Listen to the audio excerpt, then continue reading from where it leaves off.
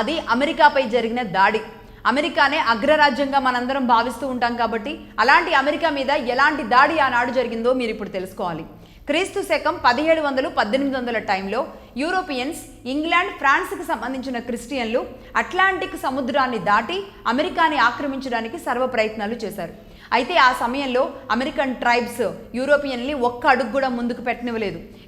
వాళ్ళు ఆ సమయంలో చాలా బలంగా ఉన్నారు. ఎందుకో తెలుసా? వారి బలం బైసన్ అనే ఒక యానిమల్, బైసన్ అనే ఒక జంతువు. మనకి ఆవులు, బర్రెలు, మేకలు, గొర్రెలు, కోళ్ళు మనం ఎలా ఆధారపడతామో వాళ్ళకి బైసన్ అనే ఒక జంతువు మీద ఆధారపడుతూ ఉంటారు. వ్యవసాయం దగ్గర నుంచి, పాడి పరిశ్రమ దగ్గర నుంచి, వ్యాపారం వరకు, చెప్పులు కుట్టుకునే వరకు కూడా ఆ బైసన్ అనే జంతువు ద్వారానే వాళ్ళ జీవనం అనేది ఉదయం లేచినప్పటి నుంచి తెల్లారి లేచినప్పటి నుంచి పడుకునే వరకు కూడా వాళ్ళు బైసన్ అనే జంతువు మీదే ఆధారపడి ఉంటారు. ఇవి కోట్లల్లో అమెరికా అంతా కూడా విస్తరించి ఉన్న బైసన్ అనే జంతువులు.